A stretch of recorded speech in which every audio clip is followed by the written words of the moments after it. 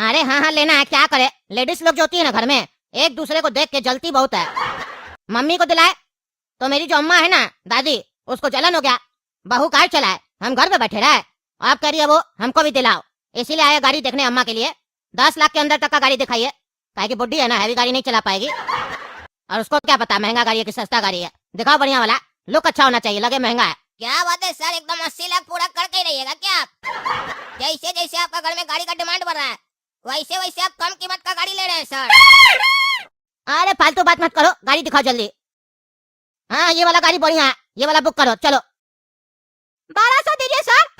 अरे बेटा दे दो 1200 दो। अरे सर इस बार आप सवाल जवाब नहीं किए। अरे यार तुम बोला जो है ब्रेक का तार नहीं लगाएगा, मर गए तो फिर दूसरा गाड़ी कैसे लेंगे? अरे सर दूसरा नहीं, चौथा गाड़ी, अभी तो तीसरा ले ही रहे आप। जब आपका चौथा होगा ना तभी चौथा गाड़ी लीजिएगा, आपका चौथा आपका बेटा उसी पे बनाएगा। अरे क्या बकवास करा, पैसा चाहिए कि नहीं? हाँ सर चाहिए, दीजिए। अरे वाह सर वाह, फिर से आ गया। आपका बाबूजी का चौथा है क्या, जो आप चौथा गाड़ी लेने आए हैं? अरे बाबूजी साथ में, फालतू बात मत करो, नहीं तो दूसरा शोरूम से ले लेंगे। अरे सर बुरा मत मानिए, मजाक कर रहे थे। उस दिन मेरा स्टाफ बोला था ना कि चौथा गाड़ी अपना बाबूजी का चौथा बार लीजिएगा, तो वही सोचे कि एक बार हम भी बोल देते हैं, कहीं मेरा बोलने का स्टाइल ज्यादा अच्छा लगे आप लोग को। अरे स्टाइल कम दो और 5 लाख के अंदर वाला गाड़ी दिखाओ। क्या बात है सर, इस बार 5 लाख का गाड़ी ले रहे हैं? आप कौन गाड़ी का डिमांड किया आपसे, आपकी पत्नी की है क्या? अरे नहीं, काम वाली के लिए ले रहे हैं। काम वाली आती नहीं है, बोलती है बारिश पड़ रहा है, बहाना बनाती है। एक दिन आती है 5 दिन नागा कर देती है, कहती है आपकी माँ तो खेत भी जाती है तो कार पे जाती है। हम लोग गरीब आदमी कैसे आएंगे इतना बारिश में या इतना धूप में, काले नहीं हो जाएंगे? हालांकि वो पहले से ही काली है, लेकिन कहती और काली हो जाएंगे। हमसे कह रही थी आप इतने पैसे वाले हैं, अगर आपके यहाँ काम करने वाला भी कार से आएगा तो आपका नाम बढ़ेगा। अगर वो नहीं आती है तो मेरी माँ और पत्नी को बर्तन साफ करना पड़ता है और घर का भी सफाई करना पड़ता है, इसीलिए उसको दिला रहे।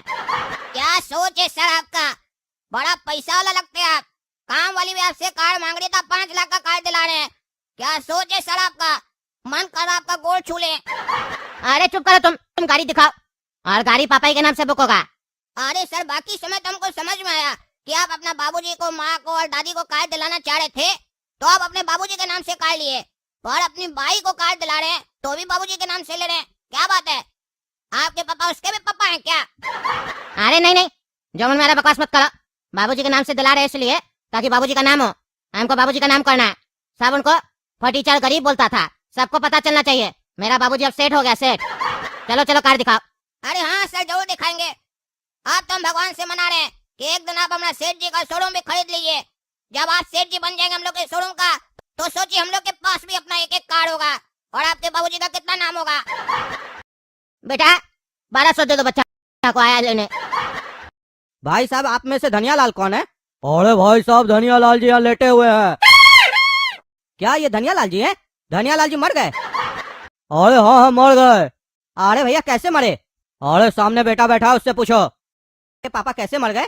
अरे क्या बताए, मेरे पापा को धनिया बहुत पसंद था, मम्मी दाल में धनिया डालना भूल गई, पापा को गुस्सा आया, बीपी बढ़ गया, मर गए, हार्ट अटैक हो गया। छोड़ के चले गए हमको, छोड़ के हमको बहुत तकलीफ हो रहा है। अरे तो भैया कार का इंस्टॉलमेंट कौन देगा? 1 महीना से ऊपर हो गया है, अभी तक पैसा नहीं आया है। हम बैंक से आए हैं, लोफर बैंक से। फाइनेंस कराए थे ना आपके बाबूजी, कार लिए थे तो।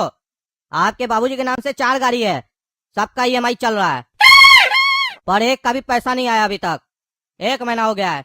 अरे यार यहाँ मेरा बाबूजी मर गया, तुमको इंस्टॉलमेंट का पड़ा है? इंस्टॉलमेंट का पड़ा है, हमको नहीं पता कुछ भी, मेरा बाबूजी क्या लिया क्या नहीं लिया, मेरा बाबूजी मर गया, बात खत्म, कोई इंस्टॉलमेंट नहीं जाएगा, जाओ ऐसे जाओ। अरे सर ऐसे गुस्सा से मत बात कीजिए, कैसे नहीं इंस्टॉलमेंट जाएगा? आपके बाबूजी कार लिए हैं, पैसा लिए हम लोग से, लोन लिए हैं, इंस्टॉलमेंट तो देना पड़ेगा, नहीं तो कार उठाएंगे। कार कहाँ है बताइए, कार ले जाएंगे। अरे कार वार नहीं है, कार तुमको हाँ दिख रहा कहीं बाहर में कार तुमको? मेरा बाबूजी मर गया, तुमको कार चाहिए? नहीं है कार, हमको नहीं पता मेरा बाबूजी क्या लिया नहीं लिया। झोपड़पट्टी में रहने वाला कार लेगा है, और लिया भी है तो आदमी मर गया, बात खत्म हो गया।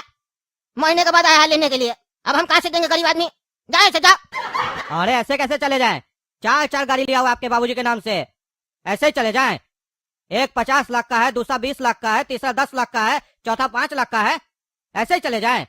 अरे जाओ, मेरा दिमाग पहले से खराब है, नहीं तो मार देंगे, 2 अर्थी उठेगा यहाँ से। तुम बेटा आप कोर्ट में मिलना, कोर्ट में तुमको बताएंगे अर्थी कैसे उठता है। हाँ देख लेंगे, जाओ जाओ, आदमी खत्म हो गया, पैसा लेने आया, पैसा के लिए जी रहा है लोग, यहाँ आदमी खत्म हो गया। जा। हाँ वकील साहब बताइए क्या केस है आज का? जज साहब, ये जो लड़का है जो कटघरे में खड़ा है, ये बहुत ही बड़ा मास्टरमाइंड है। इसने अपने बाप के नाम पर टर्म इंश्योरेंस लिया था 1 करोड़ का, और बाप के मरने के बाद इसने वो पूरा पैसा इंश्योरेंस कंपनी से ले लिया। और बस इतना ही नहीं, मेडिकल इंश्योरेंस भी लिया था इसने अपने बाप के नाम पर। और मुझे पूरा विश्वास है कि इसने डॉक्टर के साथ मिलकर वहाँ पर भी घपलाबाजी की होगी, ज्यादा का बिल बनवाकर पेमेंट ले लिया होगा। उल्टा सीधा इल्जाम मत लगा मेरे ऊपर, समझे? जो मन मेरा बकवास कर रहे हो। तुम लोग मेरे ऊपर केस क्यों किया? क्योंकि मेरा पापा कार का इंस्टॉलमेंट नहीं चुका पाया, इसीलिए किया हो ना? तो इधर उधर का क्यों बात कर रहे हो? मेरे पर्सनल मामला से तुम लोग का क्या मतलब है? जिस लिए केस किया उस बारे में बात करो। समझा दीजिए जज साहब इसको, फालतू का बात करके कोर्ट का समय बर्बाद कर रहा है। ओह, तुमको मेरा समय का कदर है, धन्यवाद। हमको अच्छा लगता है जिसको मेरा समय का कदर होता है। लेकिन बेटा थोड़ा सा शांति रखो, अभी हमको मजा आ रहा है अपना समय खराब करने में। थोड़ा सा समय बर्बाद हो रहा है मेरा, लेकिन हमको ज्ञान मिल रहा है। हमको ज्ञान मिलता है ना तो हम अपना समय बर्बाद करते हैं। हम भी तो देखे तुम कितना बड़ा मास्टरमाइंड है। वकील साहब बोल रहे तुम मास्टरमाइंड है। मास्टरमाइंड लोग के बारे में जानना हमको अच्छा लगता है, नया नया बात पता चलता है ना, मेरा भी दिमाग बढ़ता है। हमको अपना दिमाग बढ़ाने दो, बीच में मत बोलो। खाली अकेले अकेले तेज बन के घूम रहे हो तुम मार्केट में, हम लोग बुड़बक रह जाए। हम लोग को भी मास्टरमाइंड बोलेगा तब सब कोई। हाँ वकील साहब कंटिन्यू कीजिए। तो जैसा कि जज साहब मैंने बताया कि ये बहुत बड़ा मास्टरमाइंड है, टर्म इंश्योरेंस का पैसा खा गया है, और मुझे पूरा यकीन है कि मेडिकल इंश्योरेंस का भी इसने पैसा खाया है। और जहां तक बात है, ये सब बात मैं क्यों बता रहा हूँ आपको, तो आपको तो पता ही होगा जज साहब। पहले मैं इनका कैरेक्टर आपके सामने ला रहा हूँ कि ये किस तरीके का कार्टून है। अब मैं आता हूँ मेन मुद्दे पर। इसने अपने बाप के नाम पर 4 गाड़ी ली थी शोरूम से, और सारी गाड़ियों की डाउन पेमेंट करके इंस्टॉलमेंट बंधवाई थी, पर एक भी इंस्टॉलमेंट इसने या इसके बाप ने पे नहीं की। मुझे तो पूरा यकीन है कि इसे पता था कि इसका बाप मरने वाला है, इसीलिए इसने जानबूझकर सारी गाड़ियां अपने बाप के नाम पर ली, ताकि अगर बाप मर गया तो उसके बाद ये कंपनी को यही कहेगा कि पिताजी मर गए, अब मैं क्या करूं। आपको पता है जज साहब, जब इसके यहाँ लोफर बैंक से एक आदमी गया पैसे की इंस्टॉलमेंट के लिए बात करने के लिए, तो वहाँ इस लड़के ने उस बैंक के एम्प्लॉय के साथ बदतमीजी की, कहा तुमको जो करना कर लो, कोर्ट में देख लेंगे। और इसके पास एक भी गाड़ी नहीं थी, सारी गाड़ी बेचकर पैसा खा गया होगा। अरे बाप रे वकील साहब, केस तो हम समझ गए, ये तो सही में मास्टरमाइंड निकला रे। क्या बात है रे बेटा, इतना बड़ा तुम मास्टरमाइंड निकल गया, क्या दिमाग लगाता है तुम लोग रे? रुको जरा, तुम्हारा हम हिसाब करते हैं, पहले हमको केस को अच्छे से समझने दो। वकील साहब, हमको लगता है इसके साथ और लोग भी मिला हुआ है। इसको जो गाड़ी बेचा था ना, शोरूम वाला मालिक या स्टाफ, जो कोई भी बेचा था उसको भी कटघरे में बुलाया जाए, उससे भी थोड़ा बातचीत करना है हमको। अरे जज साहब, जितनी बार भी गाड़ी बेची है काला कद्दू ने इनको बेची है। अच्छा, जितनी बार भी गाड़ी बेचा गया है काला कद्दू ने बेचा है, यानी काला कद्दू भी मिला हुआ होगा। काला कद्दू जी आइए जरा कटघरे में। हाँ काला कद्दू जी बताइए, कितना पैसा मिला आपको ये सब काम करने का? अरे जज साहब, हमको कोई पैसा नहीं मिला है, हम ईमानदारी से काम किए अपना सेठ जी का। ये जो लड़का बढ़िया बढ़िया कपड़ा और सोना का चेन पहनकर हम लोग का शोरूम में आया था अपना बाप के साथ, और कहा कि हम बहुत पैसा वाला हो गए, इसीलिए अपना बाप को गाड़ी दिलाना चाहते हैं, इसीलिए हम गाड़ी दिए और ये डाउन पेमेंट भी किया। इसमें मेरा क्या गलती है? चलो एक गाड़ी तक तो समझ में आ गया, लेकिन ये कुछ ही दिन के अंदर तुमसे 4-4 गाड़ी ले लिया, तुमको उसके बाद भी नहीं समझ में आया? ये कुछ घपला कर सकता है, तुमको इसका इंक्वायरी करना चाहिए था, तुमने किया इंक्वायरी? अरे जज साहब, हम लोग का काम इंक्वायरी करने का नहीं है, हम लोग का काम है गाड़ी बेचने का, क्योंकि हम लोग सेल्समैन है। तो हमारे पास ग्राहक आएगा तो हम गाड़ी बेचेंगे, क्योंकि ऐसे भी गाड़ी आजकल कम बिकता है, पैसा कम हो गया, लोग के पास गाड़ी कम खरीद रहा है। तो हमारा सेठ जी हमको टारगेट दिया है कि जितना ज्यादा हो सके गाड़ी बेचो, इसीलिए तो हम लोग फाइनेंस करा कर देते हैं ताकि गाड़ी ज्यादा से ज्यादा बिके। और बैंक वाला लोग ऐसा लोग का चक्कर लगाए, और हम लोग सारा इम्पोर्टेंट केस छोड़ के इसी सब पे बहस करें ना। देखिए जैसा हम लोग का कोई ऐसा टेंशन नहीं रहता है, हम लोग का काम रहता है गाड़ी बेचने का। ये लड़का मेरे पास है और हर बार नया नया बहाना बनाकर गाड़ी लेकर गया। कभी कह रहा था बाबूजी को गिफ्ट देना है, कभी कहता माँ को गिफ्ट देना है, माँ जाएगी खेत में मॉनिटरिंग करने 20 लाख का गाड़ी में। फिर बोलता है हमारा दादी जी को गुस्सा लग गया, जलन हो गया तो उसको गाड़ी देना 10 लाख का। फिर उसके बाद बोलता हमको काम वाली को भी गाड़ी देना 5 लाख का। तो ऐसे करके लिया, थोड़ा तो शक हुआ सर हमको, पर हमारा काम शक करना नहीं है, क्योंकि हम पुलिस वाला नहीं है ना सर। मेरा काम है देश को आगे बढ़ाना। क्या बात कर रहा है? तुम्हारा काम है देश को आगे बढ़ाना, तुम कैसे देश को आगे बढ़ा रहा है? अरे सर यही तो फंडा आपको नहीं समझ में आ रहा है, क्योंकि आप सर जॉब कर रहे हैं, बुरा मत मानिएगा, पर हम लोग बिजनेस कर रहे हैं, बिजनेस को देख रहे हैं, सरकार की नीति को देख रहे हैं, कद्दूपुर की जो सरकार है क्या क्या नीति बनाई सबको देख रहे हैं। उसके हिसाब से हम लोग को पता है कि हम लोग के कारण भी कद्दूपुर आगे बढ़ रहा है। क्या बात कर रहा है? तुम भी मतलब हमको ज्ञान देगा? दो हम भी देखे कैसे भाई तुम लोग के कारण देश आगे बढ़ रहा। सर जो अब हम आपको बताने जा रहे हैं उसमें से काफी चीज आपको पता होगा। एक गाड़ी को जब हम लोग बेचते हैं ना, अगर वो 50 लाख का होगा तो कम से कम उसमें 20 से 25 लाख सरकार को जाता है टैक्स के रूप में। फिर उसके बाद जो गाड़ी लेता है वो जब अपने नाम पर गाड़ी कराता है वहाँ पर पैसा देता है, टैक्स देता है, वहाँ का कर्मचारी लोगों को काम मिलता है। फिर उसके बाद जब वो रोड पर गाड़ी चलाता है तो वहाँ पर उसको पेट्रोल का जरूरत पड़ता है, फिर वो पेट्रोल खरीदता है, वहाँ पर पेट्रोल पंप वाले लोगों को काम देता है और उस पर जो टैक्स लगता है फिर सरकार लेती है टैक्स। और सर गाड़ी है तो खराब होगी, और जब गाड़ी खराब होती है तो रिपेयरिंग कराता है तो उस आदमी को भी काम मिलता है। और सर यही मामला खत्म नहीं होता है, फिर जब वो आदमी तेज गाड़ी चलाता है, किसी का एक्सीडेंट हो जाता है, वो मर जाता है या हाथ पैर टूट जाता है तो इलाज के लिए कहाँ जाता है? हॉस्पिटल। फिर जो वो डॉक्टर वहां से कमाता है और अगर सरकार को सही सही बताता है तो फिर सरकार को टैक्स जाता है सर। और सर इतना ही नहीं, अगर कोर्ट में केस आता है तो आप जैसे जज और वकील को भी कमाई होता है, फिर आप लोग भी सरकार को टैक्स देते हैं कि नहीं सर? अभी भी सर हम आपको आधा बात बताएं, मेरा सेठ जी जो गाड़ी बेचकर कमाता है वो जो उसका इनकम बनता है उस पर इनकम टैक्स देता है। हम लोग जैसा लोग को जॉब देता है फिर हम लोग भी टैक्स देते हैं। तो एक गाड़ी बेचने पर देखिए कितना लोग को रोजगार मिल रहा है और सरकार को कितना टैक्स मिल रहा है। अगर पूरा जोड़ लीजिएगा तो हमको लगता है 30 लाख के आसपास तो सरकार को टैक्स मिल जाता होगा। गाड़ी 50 लाख का 30 लाख सरकार ले जाती है, तो सर देश आगे बढ़ा कि नहीं बढ़ा सर? क्या बोल रहा है? अरे बाप रे, मतलब एक गाड़ी बेच के इतना फायदा होता है? हम तो कभी इतना गौर से सोचे ही नहीं थे। मतलब 50 लाख का गाड़ी पे 30 लाख कद्दूपुर का सरकार ले लेता है, उसके बाद भी मालिक टैक्स देते रहता है, पेट्रोल रिपेयरिंग इस सब के नाम पे। तो अब तो मोटा कमाई हो रहा है। अच्छा गाड़ी तो बेचना चाहिए, सही, हम समझ रहे हैं देश आगे बढ़ रहा है, लेकिन फिर भी तुमको इंक्वायरी करना चाहिए ना। तुम कह रहे हैं हम देश को आगे बढ़ाना चाहते हैं, देश कब आगे बढ़ेगा? जब लेने वाला इंस्टॉलमेंट सही टाइम पे भरेगा। तुम तो बेच दिया लेकिन सामने वाला बैंक वाला को पैसा नहीं ना चुकाया, घुमा फिरा के देश को तो नुकसान हो रहा है ना। हाँ गधा आदमी, तुम जब इतना चालाक है तो इतना जल्दी पूर्वक नहीं बनेगा। हमको इसीलिए भरोसा है तुम भी इसके साथ मिला हुआ है। अरे नहीं सर हम नहीं मिले हुए हैं। आप वो कहावत तो सुने होंगे ना कि चाहे कोई कितना भी चालाक क्यों ना हो कभी न कभी बुड़बक बन ही जाता है।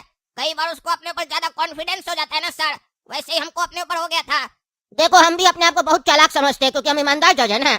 मेरा दिल कह रहा है कि तुम निर्दोष है, तुमसे गलती हो गया होगा, लेकिन मेरा दिमाग कह रहा है कि कहीं ऐसा तो नहीं हम भी दिमाग वाला है, आज हमको कोई बेवकूफ बना रहा है, बाद में लोग बोलेगा देखो तुम दिमाग वाला था ना, तुमको काला कद्दू आके बेवकूफ बना के चला गया। अब दिमाग का सुनना पड़ रहा है, ऐसे कैसे हम तुम्हारे पर विश्वास कर ले?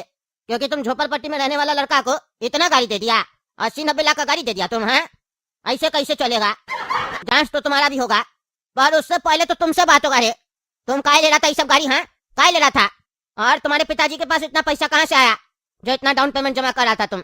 अरे जज साहब हम थोड़ी ना लिए है, मेरे पिताजी काय लिए थे, वो तो हमको बस बोले बेटा काय लेने चलना है, चलो हमको बताना कौन सा ले। अब कहाँ से पैसा ले हमको नहीं पता, हो सकता है जमीन वमीन बेचे हो, और जमीन उनके पास था कि नहीं था ये भी हमको नहीं पता है। हमको बोले कार बताओ कौन सा अच्छा रहेगा, हम बता दिए, पूछ लीजिए इससे। हम इसको बोले क्या मेरे नाम से कार लेना है, बाबूजी के लिए लेना है, हम इसको बोले थे कि नहीं बोले थे? और आप देखिए मेरे ऊपर केस कर दिया और आप हमसे सवाल जवाब कर रहे हैं। हम निर्दोष है जैसा, हमको छोड़ दीजिए, गरीब आदमी हम। अरे जज साहब ये झूठ बोल रहा है। ये आकर शोरूम में बोला था कि हम बहुत पैसा वाला हो गए, अपना बाबूजी को आगे बढ़ाना है। मेरा बाबूजी बहुत गरीब था, उसको बहुत पैसा वाला बनाना है, इसीलिए गाड़ी दिला रहे हैं। आप बोल रहे हैं कि कार बाबूजी खरीदे हैं और हमको नहीं पता कि जमीन बेचकर खरीदे कि कैसे खरीदे हैं। सर ये झूठा है एक नंबर का। हमको तो लगता है कहीं से लोन लिया होगा और उसी लोन से गाड़ी खरीदा होगा। बहुत चालू आदमी हमको लग रहा है ये। ए भाई तुम मेरे साथ आना तो कैबिन में। देखो रे बाबू हमको पता है तुम गलत काम किया है, होशियार बन रहा है, इसीलिए हम तुमको कैबिन में बुलाए, समझे?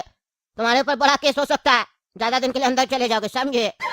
इतना बड़ा घपला की हो सबको नजर आ रहा है, 2 मिनट नहीं लगेगा तुम्हारा झूठ साबित करने में, समझे? होशियार मत बनो। हम तुमको यहाँ इसलिए बुलाए है, अगर 2-4 लाख रुपया देके बचना चाहते हो तो दे दो, छोड़ देंगे, क्योंकि हमको सब समझ में आ रहा है तुम अपना पिताजी को मारा है ताकि तुमको पैसा का कमाई हो जाए।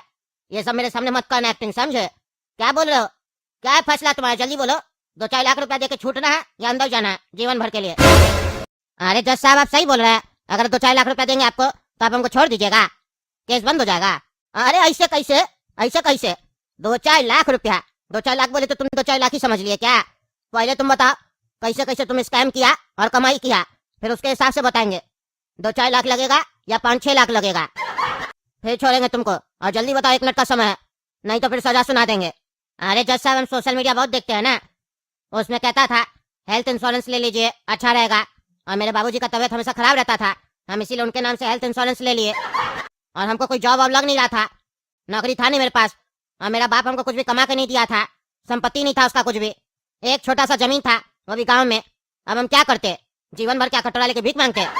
तभी 1 साल पहले मेरे दिमाग में एक आइडिया आया हम अपने पिताजी के नाम पे टर्म इंश्योरेंस ले लिए और हेल्थ इंश्योरेंस ले लिए।